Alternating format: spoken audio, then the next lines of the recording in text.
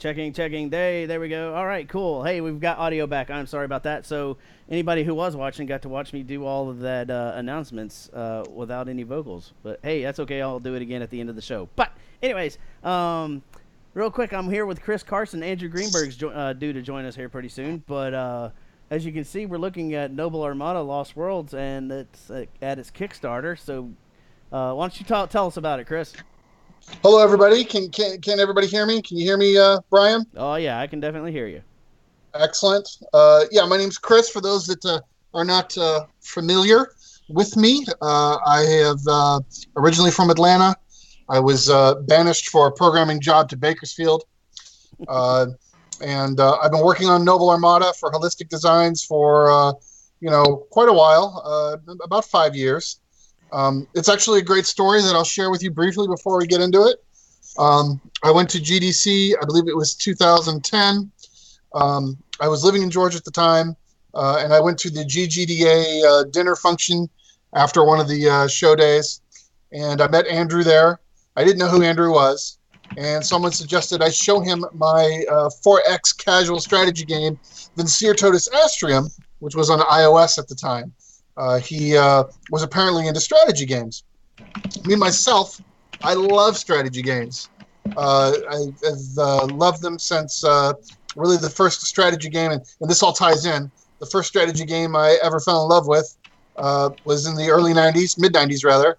I found it at a girlfriend's house. It was on a Sega Soft CD, demo CD that was left at her house, and I popped it into that Pentium 2 computer. And played a game called Emperor of the Fading Suns. And I absolutely love that game. It sold me on the genre. The demo was only a couple hours long. I must have logged 40 hours on that demo. And it kind of set me on a path. So you fast forward to 2010. I show this guy my game. He says, get back to me when we get to Atlanta. I go to his house. He shows me the tabletop RPG Noble Armada, explains to me what he's looking for. And I said, well, here, this is what I think we could do with a PC game or a mobile game. And he seemed really excited. He hired me. And then I figured it out, Brian. Oh, yeah, you figured it out? I figured it out 3 weeks later that the guy I'm doing a game for is none other than the producer of Emperor of the Fading Suns. And man, that blew my mind. That was great. That was really awesome. Almost as cool as meeting Nolan Bushnell. But anyways. Too bad he wasn't here to hear you say that. Well, he's the one who introduced me, so I guess that counts. So yeah, we've been working on Noble Armada for quite some time. It's about done. The game itself, the core game, what we set out to do is pretty much done. We're in the polishing, testing, and balancing phase. But along the way, 5 years is a long time, we did come up with a lot of ideas that some of them would build a ton of value. And that's why we're Kickstartering it, because the initial budget has been exceeded vastly, and in order to punch in these extra features, which would just build a ton of value into the game, we're seeking that extra funding. And so far, 46 wonderful people have pledged $962, as you can see on our screen here. And to those of you that are GGDA members that backed the game for Andrew and ostensibly myself, thank you. We hope that your investment will be worth it and you'll enjoy the game. But I mean, you didn't come to see me talk all the time. Let's show you the game. I'm going to play some of the game, and then I'll show you the level editor, and then maybe we'll dig into Fusion and see how it works. So without further ado, I will start the game. I'm really hoping. Here we have our. I'm really hoping some of my students are watching this so that their jaws can hit the floor. Well, yeah. Well, and I think it's really cool that you did, Brian. And yeah, I'll tell kids that you can do more than just platformers or very basic games. You can do everything. So, I don't know what happened here, but the music is overpowering your voice. Okay, well, let's fix that. How's that? Ah, much better on the ears. Thank you, sir. All right, well, we don't want to blow anybody's ears out. Okay, so, title screen. Click start. Then you move to the main menu, which we designed after the famous jump gates that you find in the Fading Suns universe. Our artist Ilker Ilsen did an incredible job making this 2D version of the game. Might ask you to turn it down a little more. Sorry. Turning it down a little bit more. Like a little high. Yeah, there you go. Try. Well, you can't hear anything. So. Here we go. Your will be done. Too high? Good? What? That's good. All right. So each of these little buttons on the wheel do different things. You get the campaign mode, you get the skirmish mode. Down here, we're going to have extras about the game, which will include information on the tabletop RPG, which the game is based on, credits, achievements, and up here, options. Now, if we hit the Kickstarter goal, we're going to actually do something different. Campaigns will become much larger, and then we'll have missions, and then skirmish. And I'll explain all that as we go along. Let's go ahead and start with the campaign. Initially, unless we had some stretch goals, initially we have the 5 main houses of the Fading Suns universe: the Hawkwood, the Hazat, the Dekados, or as Andrea always says, the evil Dekados. Important point. The Halahan, I can never pronounce it right. Maybe someone can correct me. Lihalan. What's that? The Al Malik, the Lihalan. Okay, see? I'm still just, he's the master, I'm still just an apprentice. And we are finally joined with Andrew. You guys, volume's been too here. low. Let me turn mine down even more. Can you guys hear me? Yeah, we can hear you. Keep getting, it's because I'm turning down the speakers. Here, let's use the power of fusion. I'm going to turn the volume back up. That's pretty loud. I'm just going to go into the editor here. And I'm going to go to make sure these are all my global values I've declared for the game. And for the initiated infusion, you'll be like, wow, that's a lot of global values. Well, that's what they're there for, right? To use. So let's figure out where my volume control is. So we got sound and music, and it's set to 100. Now, if I go to my global event editor, I can then say, start a frame, set global value. Actually, I'm going to make it always. I'm going to be bold in case I load the values from my INI file. So I'm saving the external data for the sound file. The sound setting, I'm setting from a external file, an INI file. So we'll just do this to override it. I'm going to copy that because not only sound, but also music I want to set to 50. Okay. And being this is a global event, this will trigger no matter what frame I'm in. And let's see if that did what we wanted to do. Is that better on the ears? Yeah, very much so. Wow. And I can still hear you. So programming, it's so much fun.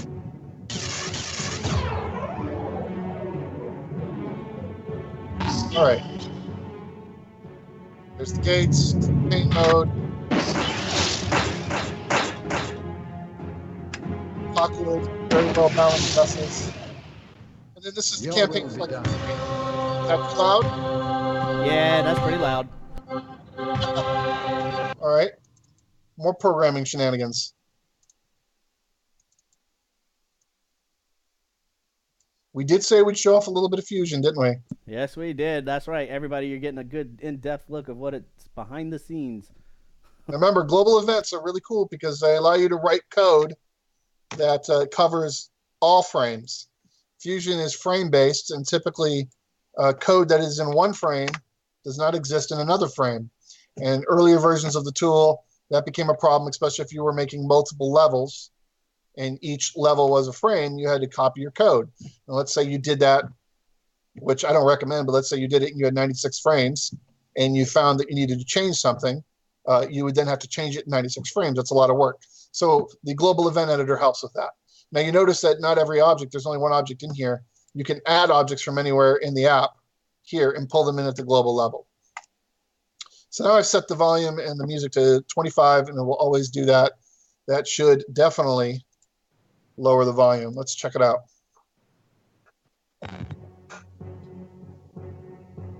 So hey guys, you watched that stream online? Yeah, what did you learn? Oh, how to set volume. Oh, cool. I have no idea how he did it, but it was cool. Yeah, it was great. volume setting. I can't make a game, but I can set volume. All right, here we go. So, as I mentioned, one of the stretch goals is we want to separate mission editor from campaign editor. So this mission editor, which is currently the campaign editor, loads these different missions, which we originally called campaign. I'm gonna go with this one. So I've picked my house. I've picked my campaign, which we hope to change to mission. Get blow something up now? Yeah, but we're getting to it. Yes. Andrew, you still with us? Is that all you showed up for, Brian? Oh, what? Who, me? Yeah, just to see things blow up. I love space games. Hey, look, it's a bug. How in the heck did that happen? Are you serious? Yes. Yeah, it's a bug. And, yes. And you know what? We have not seen a bug in that frame since like 2013. Okay, no, I got to do the. All right. Yep. Sorry. Found a bug. Yes. Interesting. All right, so we got to debug. When I'm streaming these first looks, I find bugs. I don't know why. For some reason. Yeah, I mean, literally, Andrew can testify. We've never had that happen, and suddenly it does. What are you doing? Ryan's good at You're breaking. the one doing it. I love it. I love it. I love finding bugs. All right, let's just do a test here. See, when I said something about blowing things up, I wasn't necessarily talking about spaceships. Now, what did we recently change, though? Let's debug. What did we recently change? You were there with me when I did it. What, you talking to me? Yeah. You're the only other person. I was over here messing with something else. Sorry. He's not just rhetorical. Hey, yeah, no, you're going to participate whether you like it or not. Oh, boy. All right. I bet you if I deactivate this. You can tell that Chris teaches game design. Yeah, now you do too, don't you? Are you still I teaching? think we all do. Yeah, okay. Yes, you're in a chat full of teachers. See? So what happened is when I changed my global values for volume, it messed up my events. Now, so that we can understand why that happened, let's take a look. If the music track is not playing and the channel volume of channel 30 is less than 100, then start subtracting, right? Now the problem is I set the volume of channel 30 to channel volume 30 plus 1, but then the global value sets it back to 25. Does that make sense? So I never reach the 0 volume, which is what is used to trigger moving on to the next frame. So there you go. We figured it out, which now means that I'm going to have to edit the INI file or the music will be too loud. So we go to our projects folder. We go to FSNA, which it's now NALW, but that's a whole nother story. And we find our INI file. Options, probably. There it is. And let's set this to, what do I have, 25 or 75? Let's go 75. Yeah. All right, we run it. Still too loud. So we edit it some more. 25. So, Andrew, did you get to mess with Fusion at all during the development of this game, or is it all? Yeah, I played around with it a little bit, but one of the great things about this game is that Chris has been driving their whole Fusion engine in new directions during the development. So, he's been definitely on the cutting edge, the leading edge of what this engine can do. That's why it's so great to have this screen.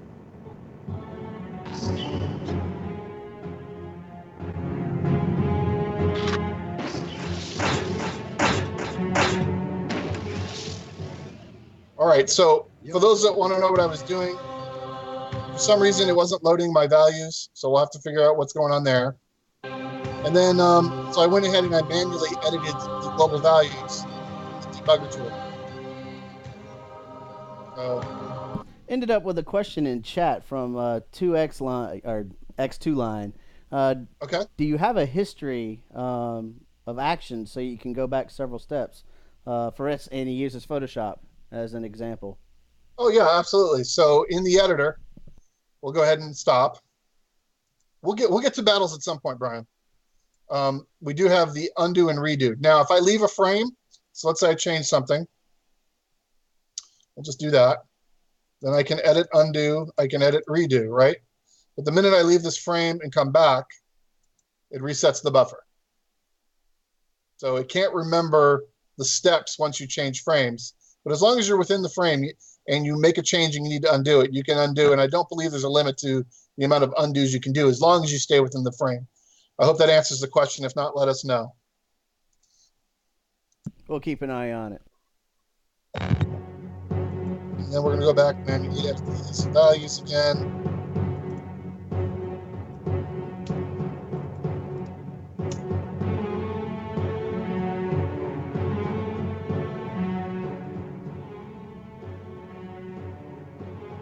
All right.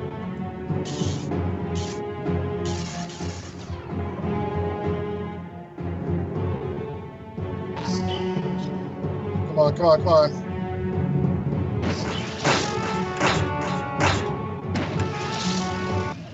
Andrew, what is the best house?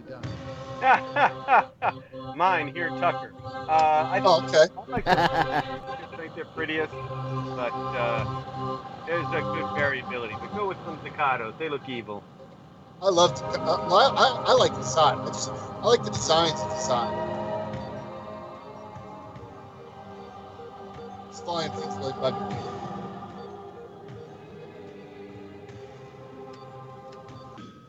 All right. So for those that use Fusion, this is a really cool tool, the Debugger.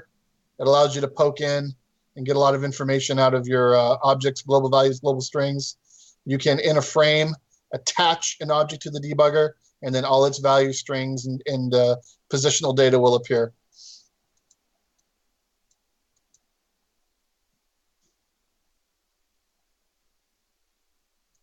All right, what is going on now? Did I just break it again? No, it's because we're playing around when we're doing it. You know what? I don't think anybody wants to see that start again. So logo intro, jump to frame, select campaign, and boom, campaign. Better than cheat code. That's right. Oh, are there any cheat codes that you're willing to admit to? No. Holistic Design says an anti-cheat policy. Oh, I thought it was the anti-admitting it online. Oh, well, you just broke the rule. What are you doing? Still not working. That's pretty weird. Brian, you broke it nice. I know. I'm so How good. did you do that? It's great. We're going to get to the game. I'll tell you that much right now. So here we go. Nope. Wrong button. Sorry. Editor. Select intro. And that's level load. So it's this one, start game. And keyboard. So I'm willing to gamble that Chris did not have a backup copy before he started messing with it tonight. No, I always save. We are looking at the 140th build under the FSN name, and then there's about 200 builds from a previous file name that we had.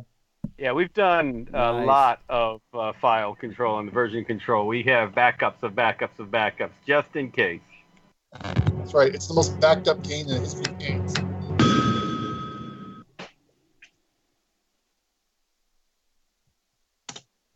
Hopefully our viewers and students will remember that fact. Remember what? Backing things up.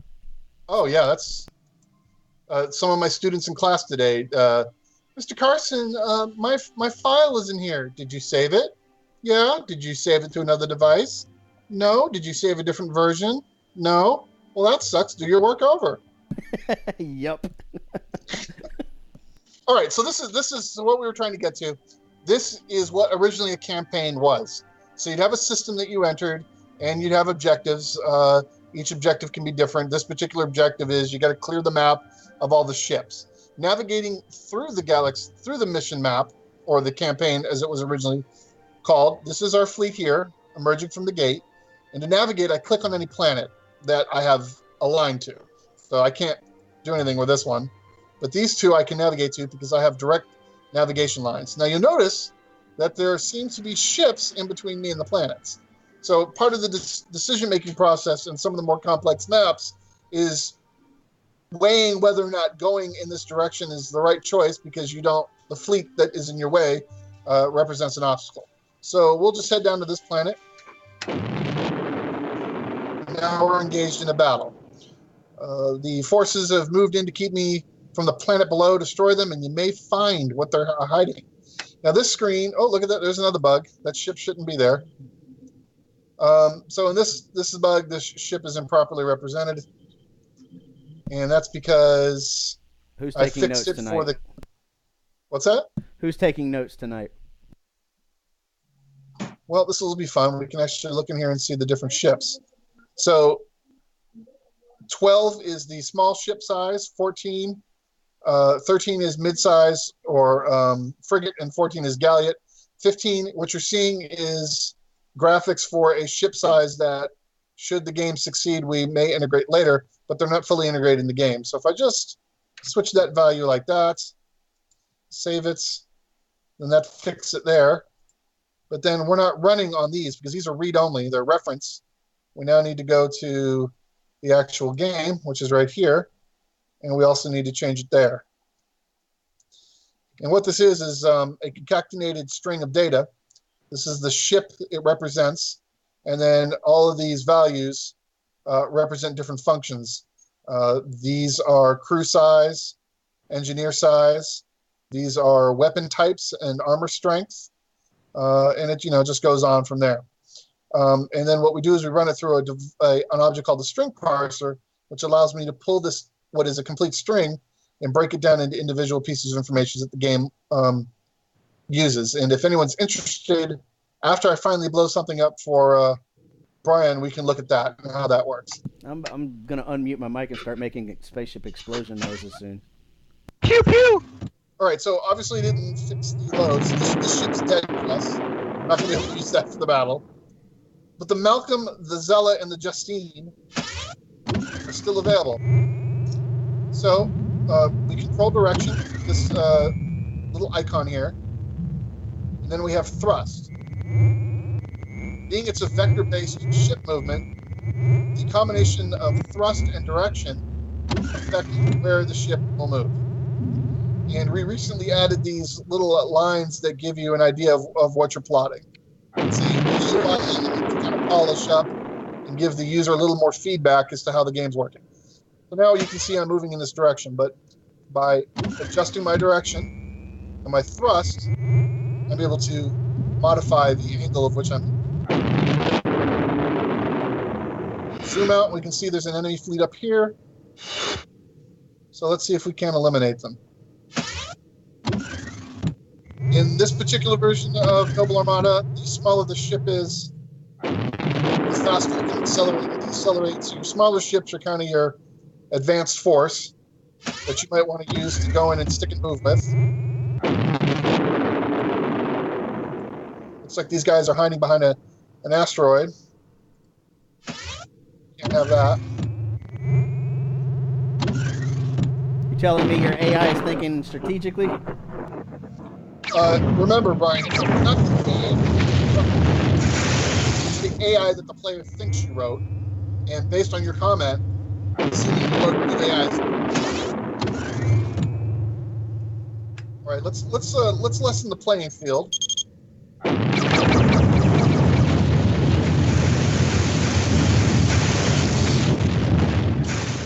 they ran into an asteroid. So the AI made you think it was smart until just now.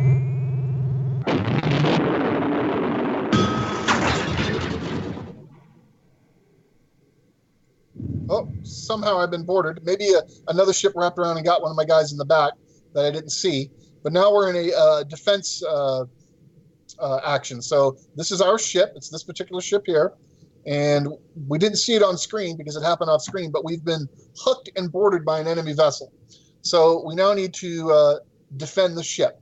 These guys are going to board from these entrance points, and they're going to try to make their way to the bridge. If they seize the bridge or wipe out most of my guys and it's overwhelming odds, I lose the ship. However, I can repel them with good decision making. I only have to make it 11 turns before the internal systems flush out the invaders. And for some reason, the audio is now not working. That's all right. Yeah, this is something that recently cropped up. Hit end turn. When you're being boarded, you got to hit end turn a lot. So I'll make sounds. Click. So now I'm engaged in a battle with the boarders. This number represents the strength of the squad, and the bottom number represented the strength of the squad that was attacking. Now, I like where everybody's positioned, so I'm just going to hit end turn, and now we've got more boarders. Now remember, the longer they're on your ship, the more damage they do. That's also true. But I'm a chicken, so I'm just going to wait them out. Oh man, meet them at the airlocks. Drive them off. It's early in the battle, Andrew. It's Be early. repellent. It's early. We have to manage our resources. Die, kill. We do need to do more to make this look. I hear more. the blood hitting the floor. No, that's me. So now I've lost an entire squad. So You're not as repellent as you used to be. okay, we got 2 turns left to make it. Okay. Come on, boys. Good Lord. That's one hefty 4 guys. Okay, the enemy was repelled. I made it through the turns. And according to this, I only lost 14 brothers and sisters. So let's find out where that ship was. Oh, so it's this big one that got boarded. And again, the reason why it shows big here, but showed as a little ship in the other screen, is because this level of ship hasn't been fully integrated into the game. So it defaulted to the first ship type, which is the small ship, or the Explorer. All right, so we still got these 2 idiots up here. Put this down. Sella can join us.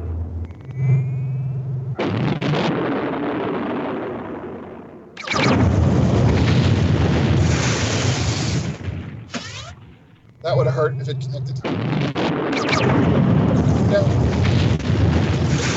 The Sons, or rather the Noble Armada line of games tries to implement is making naval combat that works in space. I guess is the easiest way I can say it.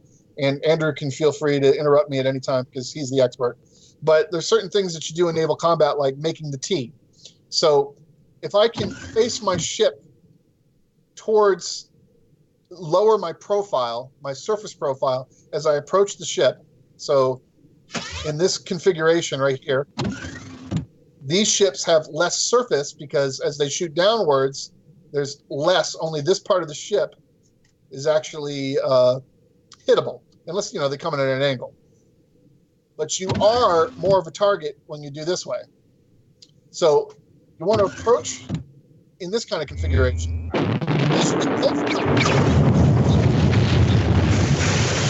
So you've kind of made this T, if you will, which allows you to broadside the enemy.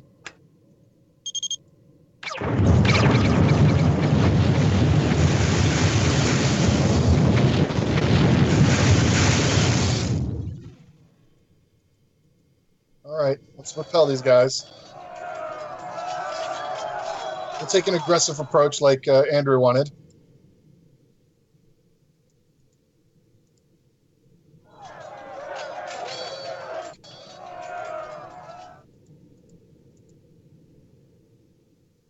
Oh, look, you see that? He backed off. He's like, mm-mm. This guy's got smart. They're like, no, thank you. Cowardly Hazat.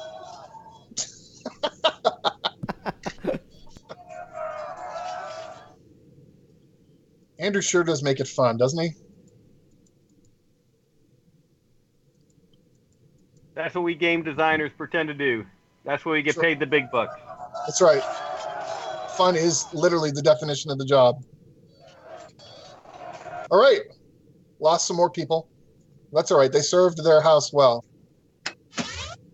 All right. So I'm going to show you the interface here. So you saw earlier, I shot off one volley of cannon fire from this side of the ship, which would be the, forgive my Marine Corps days, but I believe this is the starboard side. Is that correct? Or did I get it backwards? Yeah, now you got both of us confused. Starboard? Wait a minute. I thought the Starbucks side was where you got coffee. Yeah, I think this is starboard and this is port. Regardless. The port side is where you get drunk. Yeah, exactly. So, as you can see, I have a red dot here. So, I have 3 volleys of cannon fire available on each firing arc. This particular ship style only allows me to shoot on the 2 sides, the port and the starboard. If I go over to this ship, you'll see that I have different firing arcs. Now, you'll notice, though, that this arc seems to be missing, and that's because the damage I've taken on that side of the ship has removed the weapon systems. And the shields are down, the armor's been breached, and the weapons are damaged. I hate to inform you that Google says you were aiming in the port side, or you're shooting from the port side. All right, so the port side cannons, we're going to shoot one more time.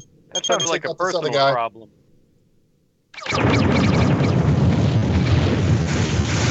One more volleys. Yeah, I've now out.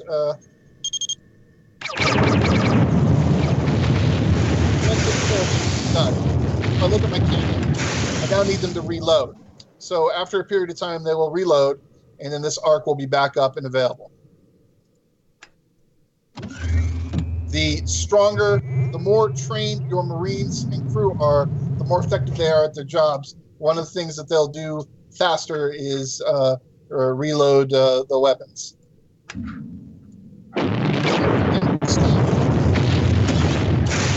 Casella.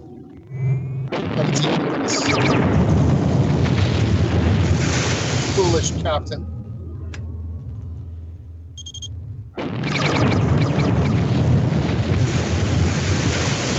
That just about does it. It's battle.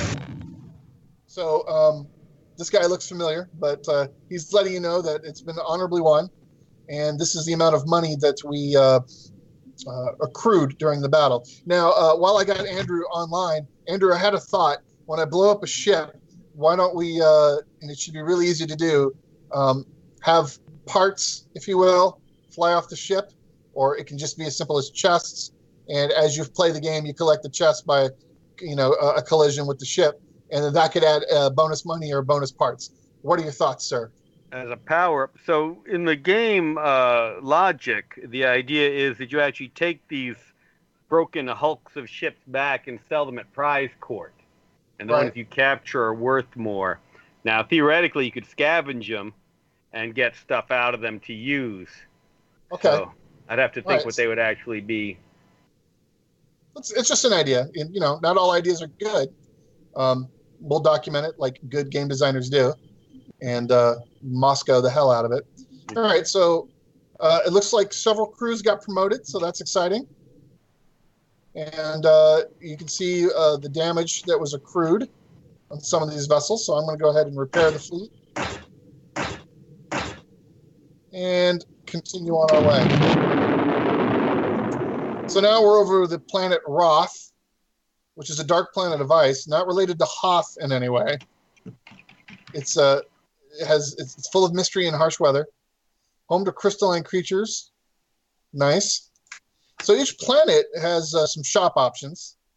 So we'll go to the first shop here, and it's Crazy D's Colony.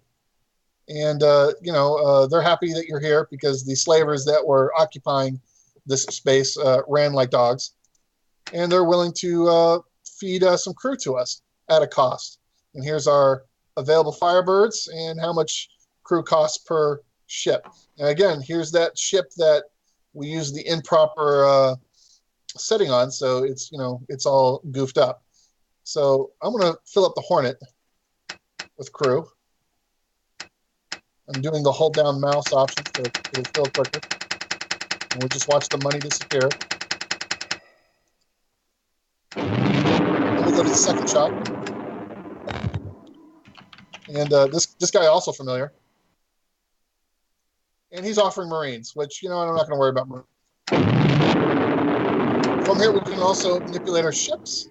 So there's our different ships. Again, you can see it's defaulting to the first, the Explorer ship type, because it doesn't have everything loaded in for that. And then each ship type, you can edit the weapons loadout. And conveniently, for the purpose of testing, I've left in some weapons types. So I'm going to go ahead and put this bad boy here and 2 bad boys here. So we're going to make this a pretty robust little weapons platform for the next battle. We got 2 directions to go. Andrew and Chris, how much time do you spend playtesting this on average? I don't know, week or month? Guesstimate. I think really, honestly, for me, the good litmus test of how much I've playtested a game is if my children know the theme music by heart. Yeah, pretty much. Or if my wife says, if I hear that song one more time. Over the 5 years we've worked on this, it's got to be months worth of playing, I would imagine, between all of us. Oh, absolutely. So, a fair amount of streaming it, too. Yep. So you guys want to pick a planet for me? Small blue or big blue? I'll say go Come on, for Brian. Big Blue. Where are we going? Go Big Blue. Going big blue. Go to IBM. All right. A new contender. And let's put this guy in the back because he's fairly useless.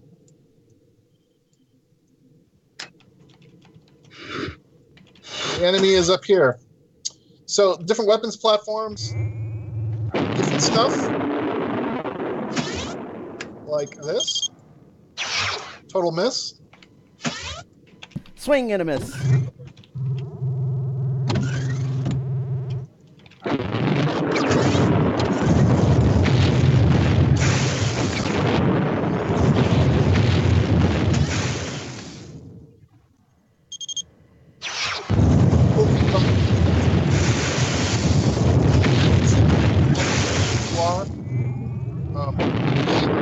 The closer you shoot, the more damage it unloads.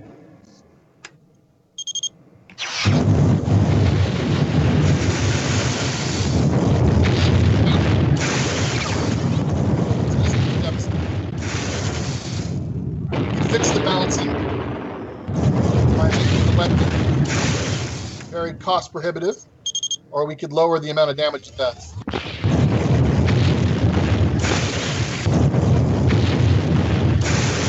These guys are getting too close.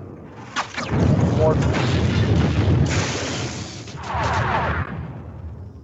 All right, so now we're going to board the enemy ship. I have 3 entry points on this particular ship, and these are the crew that are here. Again, the objective is to take the bridge. So I'm going to put one guy up here. And then I'm going to put... I think we'll just leave it like that. And then we're going to make a run for it. Apparently my crew is pretty low on this particular planet, or this particular ship, rather. Leroy. Oh, this isn't looking good. These men and women will be remembered for their valor, but not much more.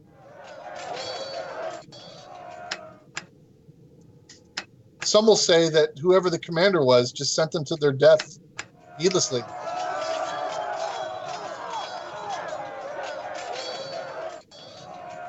So I have 0 parties left. This is the last crew I have. And I have only 6 turns left to take the bridge. And we all know it's not going to happen, but let's go for it anyways. So, we lost everybody.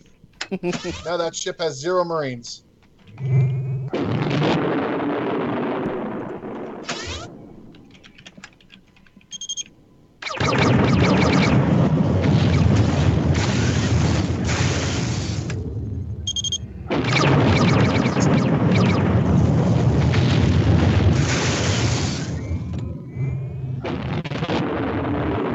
I watched Andrew play test.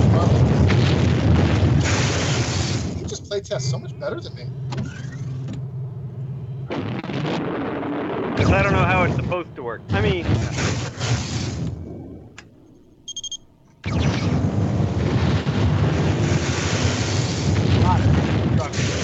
best way to play test anyway. Got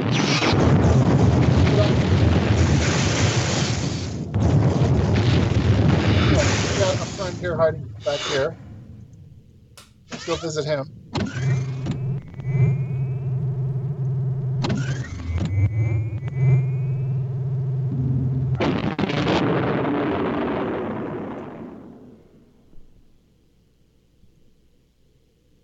I think they might be putting a hurting on you. They really are. It's a little I like one-sided. this guy's defying physics. But those beam weapons at short range are deadly. Yeah, that's our saving grace today.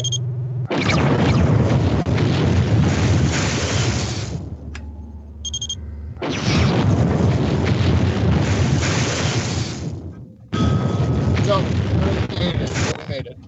Victory. Dead bodies all over space. So anyways, that's what a currently a campaign is made of. What we're doing with the Kickstarter is we want to take this campaign and call it a mission, okay? And then we want to make a campaign. We want to polish the mission editor, which I'm going to show you in a second, to allow everyone to create their own missions and share them and play them. But we also then had the idea of campaigns. And the idea is we could elevate campaign by making it a series of multiple missions. So that's one of the campaign stretch goals that, or goals that we're really looking forward to try to do. Let's see, what do these people do? Yeah, part of the thinking behind that is that we originally designed this to be a really quick gameplay experience, and you see how fast some of these battles can be, basically 30 minutes to an hour, but that way we can link a number of different solar systems, you go back and forth, fight for control of the jump gate, gives it a lot more of a strategic feel of our older Emperor of the Fading Suns type games. Which is what we want to try to, provide to some extent. That we're looking for that midway of easy entry for anybody, but also allow for that higher level of strategy. So the level editor, which it originally started as a tool for me to give to Andrew, Holistic Design, and his assigned team members, the ability to create missions, as we're going to call them now, and add a little bit of the Fading Suns lore. Over time, it ended up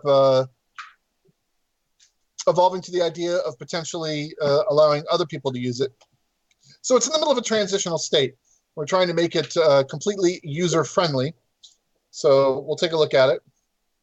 Oh, look, let's use an opportunity to edit an image. So we recently had a name change, so we'll just start by saying peace out. Great.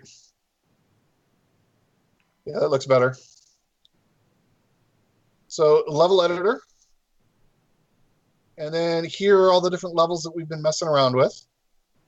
And I can load one of them or I can select new.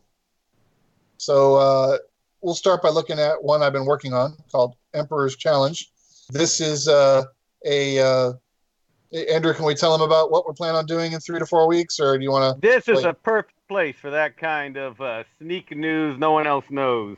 Okay, so as part of our Kickstarter campaign, we're going to start, I believe he wants to do on the 3rd week, an exclusive play test for backers, and then we'll have a slightly less featured version on the 4th week for everybody who hasn't backed, give a play. This is one of those campaigns where we're trying to provide as part of that.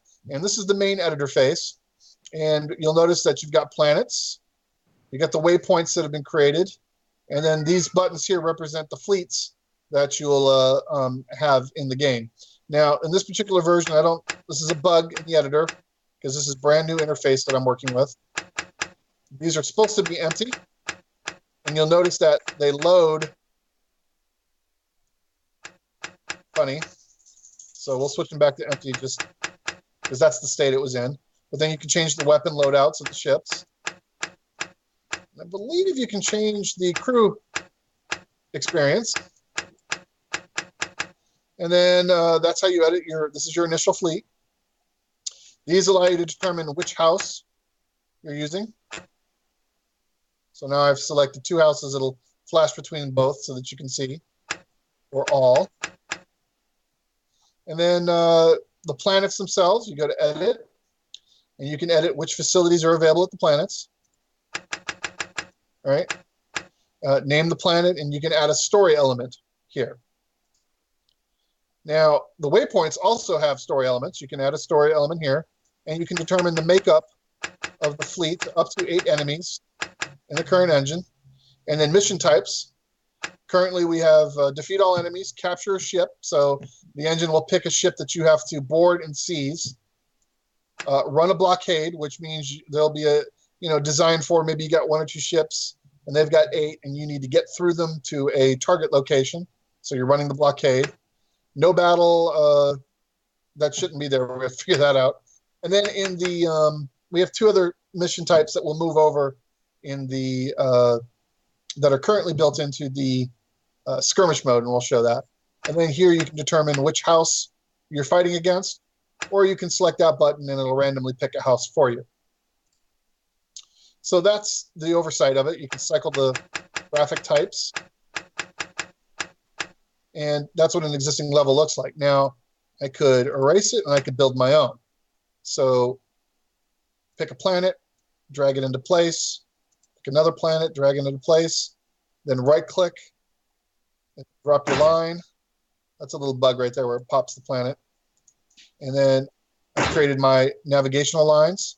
And maybe I want to put a planet here. And then I could make lines go between it as well.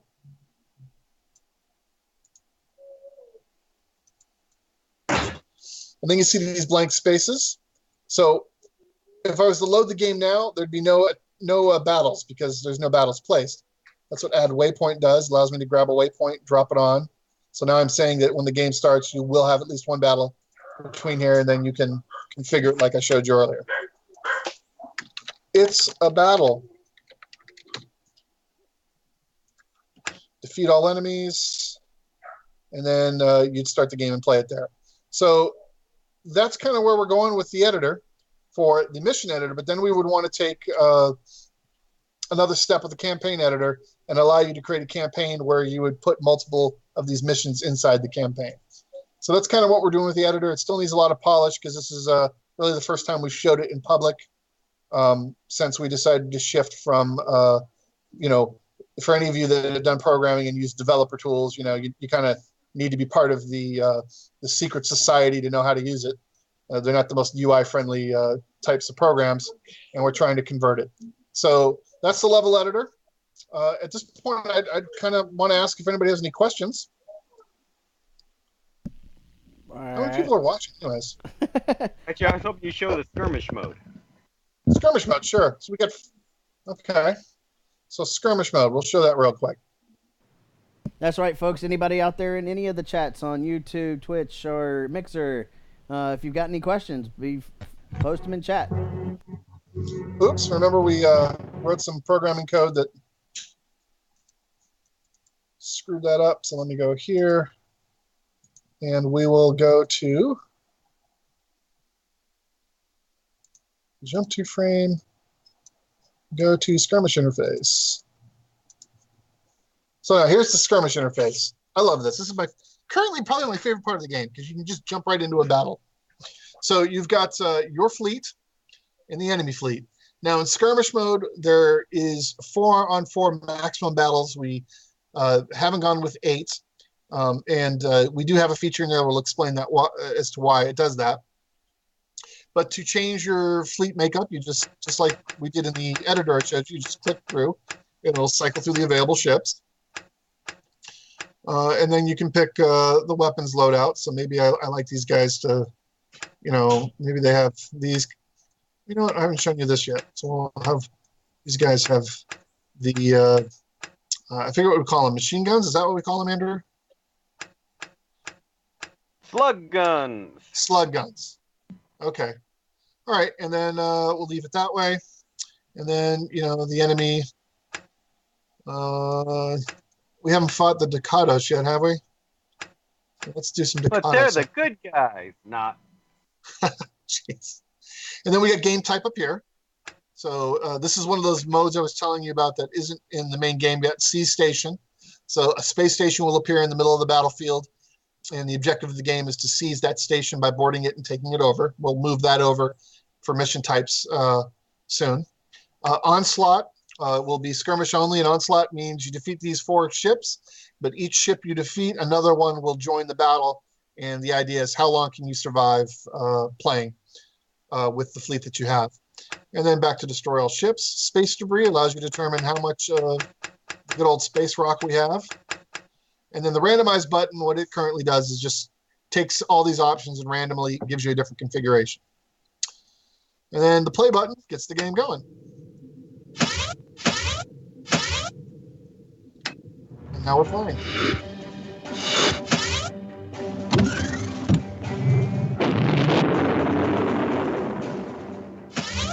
Let's take the slug gun ships.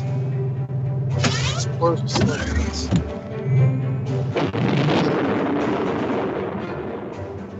Now, one thing I thought about is there's no penalty currently for block.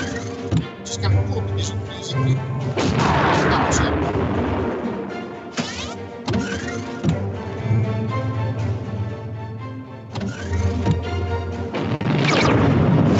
Not enough thrust.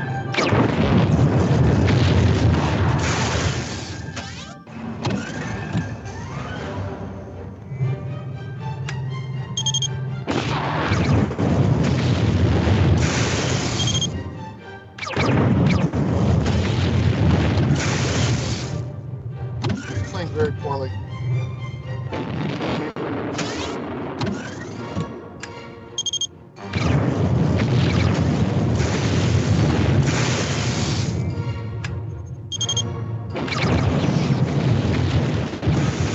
Here, show you the damage. So you can see that the 2 shield quadrants, the armor damage, this brings the ship into danger. These positions upgrade. Hey, Chris, I'm having trouble hearing your voice. Yeah, okay, hold on.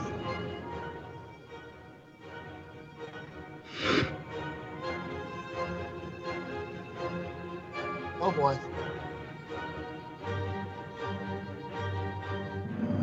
No one's ready for the Ducatos.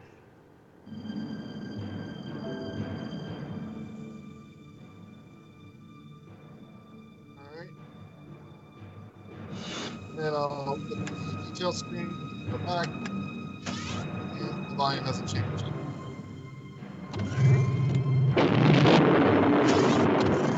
I love finding bugs.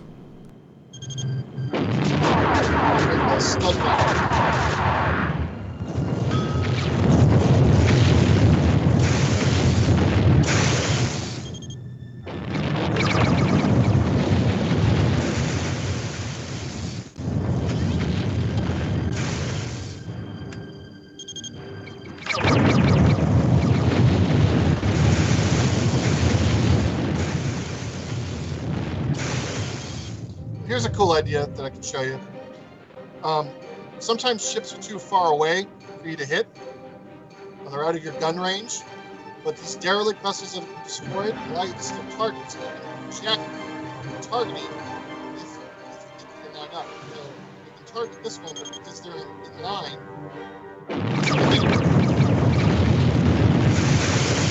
it's kind of a poor example because it was so close. If this one had been far away, I could use this. It's kind of a targeting reticule.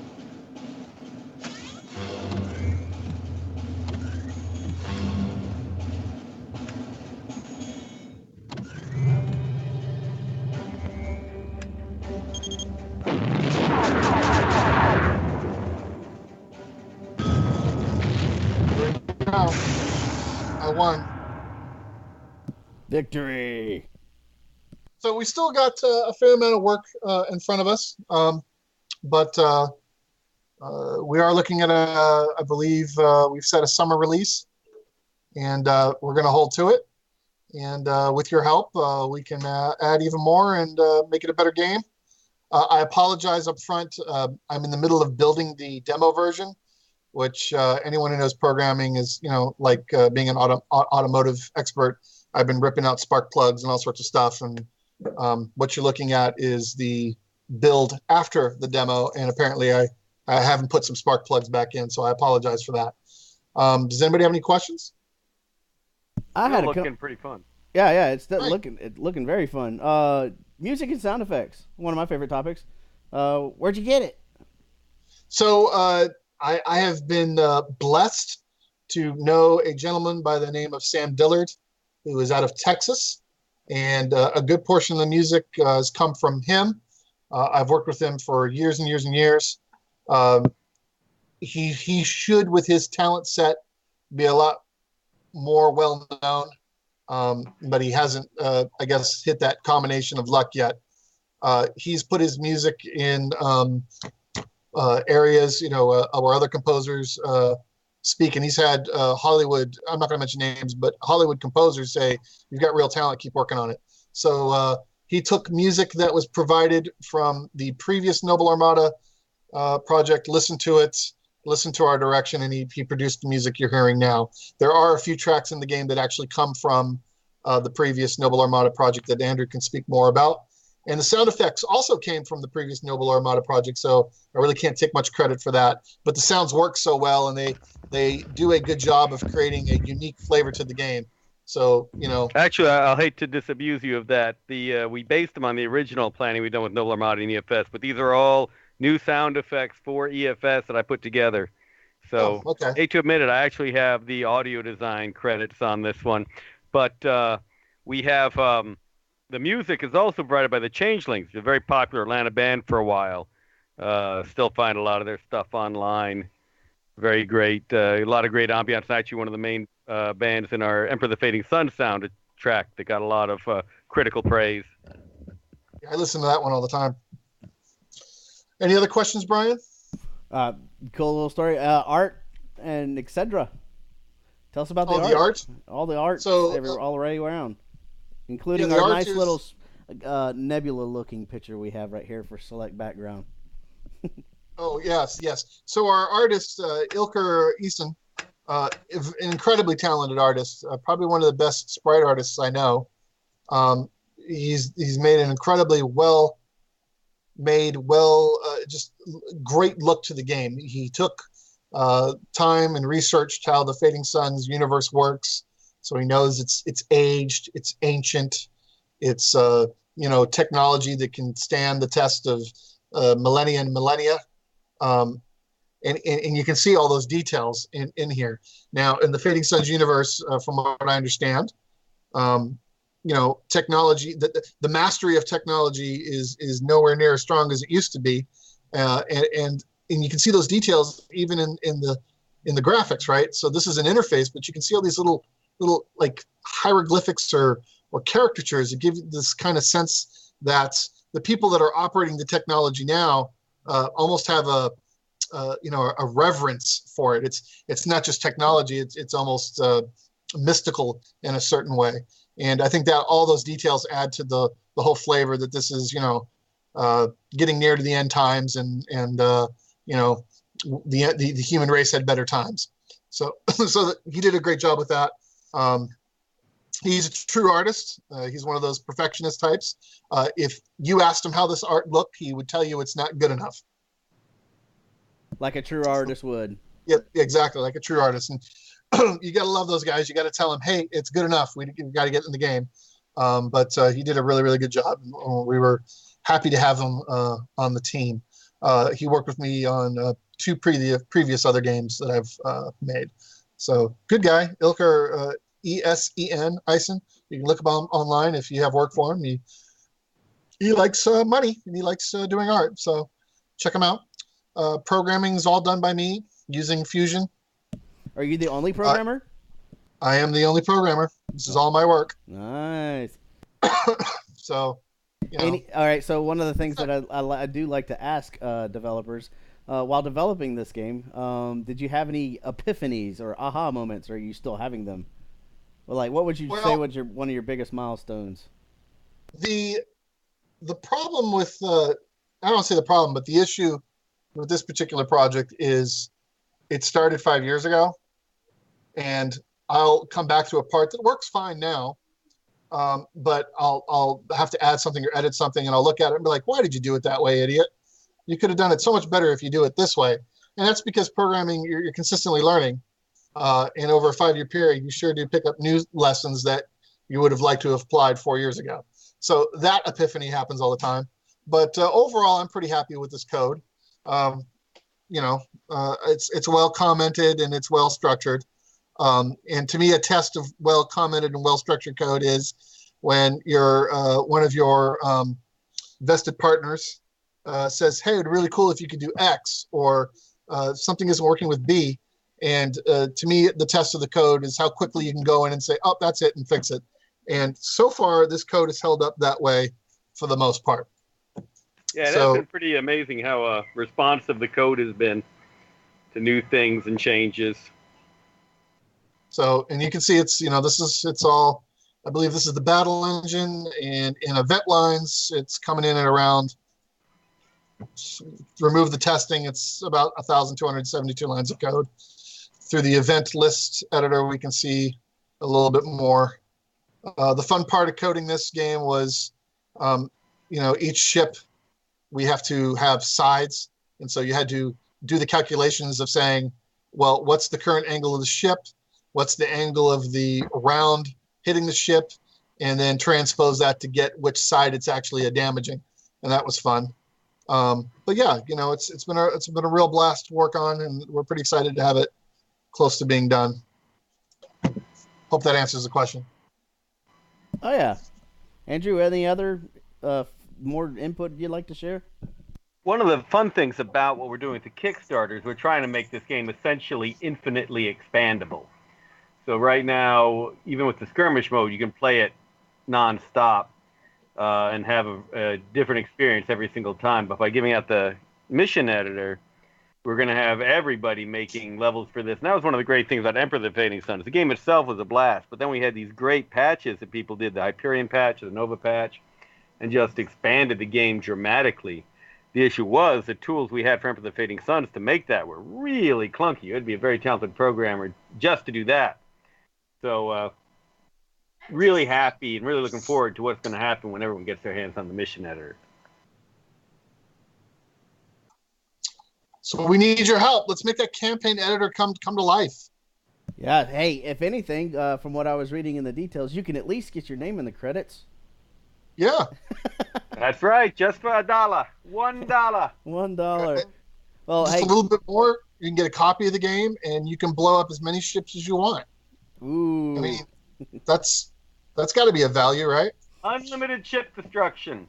That's right. It's available. It's available now for your backing.